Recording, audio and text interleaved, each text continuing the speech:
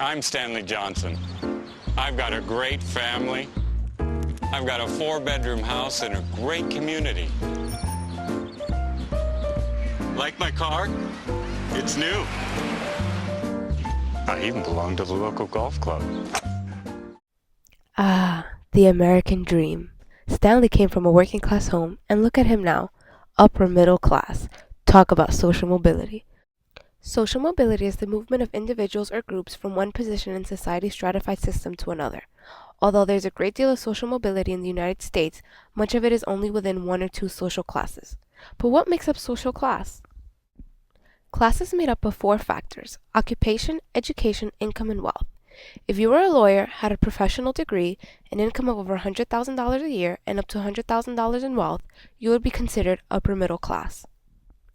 In a study conducted by the New York Times, 45% of people reported that their current social class was higher than when they were growing up, and 38% reported that their social class remained the same. Less than 10% of people from the bottom fifth make it to the upper middle class, and even less make it to the top fifth. From the middle class, there was an equal chance of remaining in the same class, experiencing upward mobility, and experiencing downward mobility. Now let's look at some of the factors that influence social mobility. For our presentation, we will be focusing on wealth and credit. But why is social mobility so important to everyone?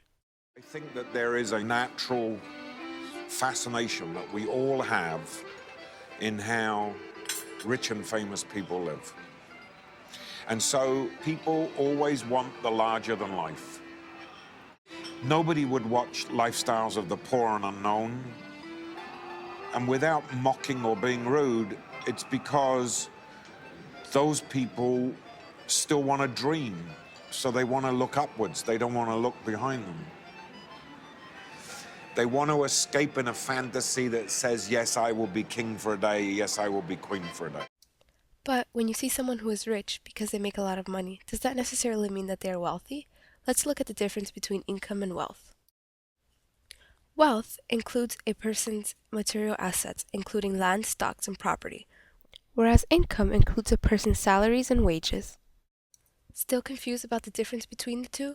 We'll let Chris Rock explain it. People go, oh, what's the difference? Here's the difference. Wealth is passed down from generation to generation. You can't get rid of wealth. Rich is some shit you can lose with a crazy summer and a drug habit. I'm talking about wealth, because wealth will set us fucking free, okay? Because wealth is empowering. Wealth can uplift communities from poverty. So why is wealth so important? Most American families use income to support their daily needs. They use income to buy food, clothing, and to attain and maintain shelter. Sociologist Thomas M. Shapiro argues that wealth, as opposed to income, is a storehouse of resources. Wealth is what families own. Shapiro considers wealth a special form of money that is not usually used to purchase life necessities like milk. Instead, wealth is used to create opportunities, secure a standard of living, and pass advantages in class status to one's children. What about owning a home? How does that factor into wealth and social mobility? Having property is often considered the only way to build wealth. Well, here it is, the bunker mortgage. The Declaration of Independence for us. From now on, we own a whole joint. Studies have shown that home equity makes up the largest share of an individual or family's net worth, as it accounts for about 44% of total net worth.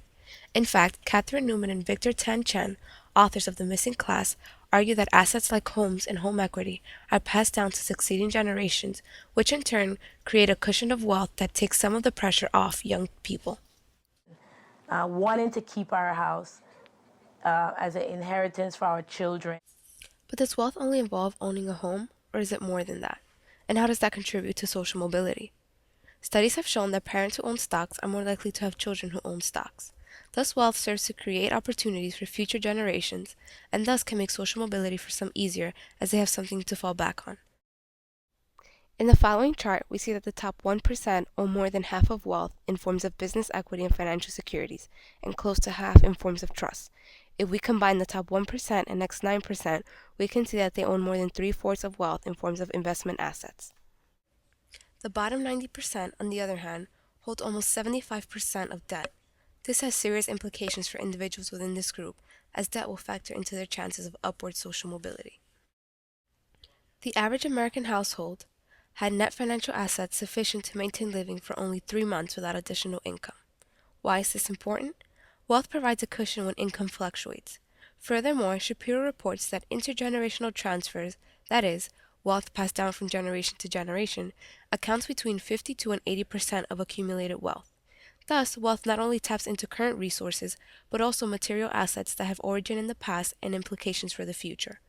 Wealth plays a key role in social mobility because it is something that can be passed down from generation to generation, allowing younger generations the opportunity to remain in the same social class as their parents while giving them the opportunity to reach for a higher social status.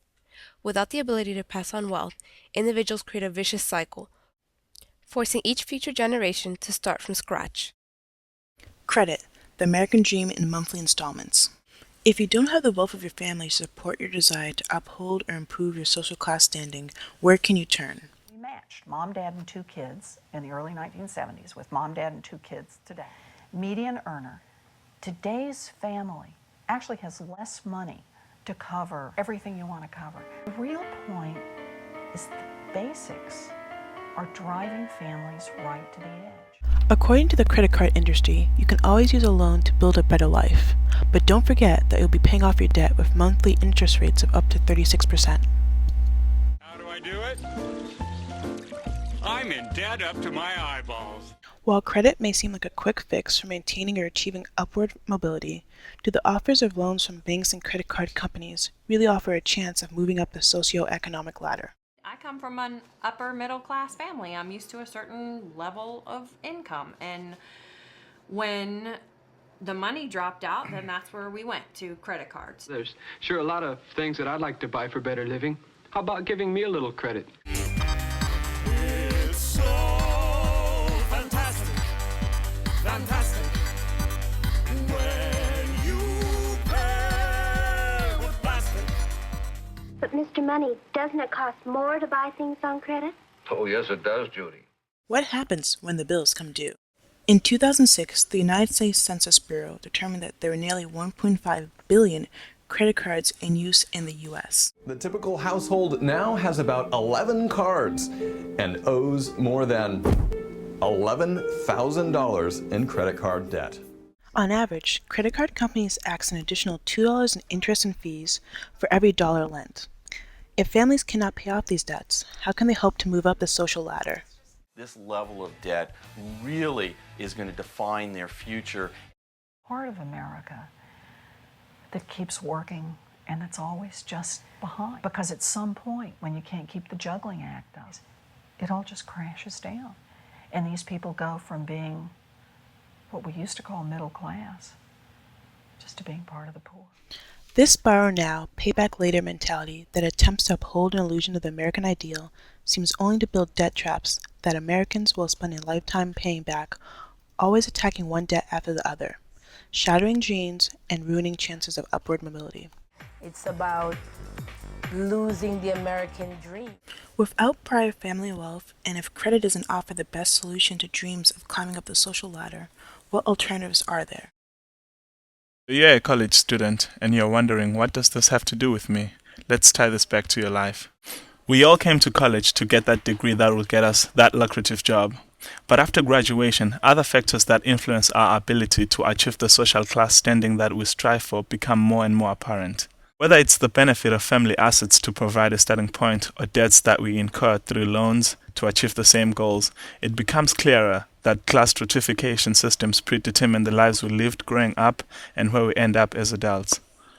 There are structural forces that favor the wealthy classes and limit everyone else. Sociologists question these forces that perpetuate inequality among Americans. While it may appear that hard work is the key to achieving the American dream of upward mobility, we have shown that factors such as family wealth and debt can and will play crucial roles in determining your social mobility. Social mobility. Social mobility. Social mobility. Yeah, I need some mobility, but it doesn't need me. Why don't we agree? Act society. Social mobility, huh? Social reality. That's right. Social reality. That's right. Social reality. That's right. I just keep on working.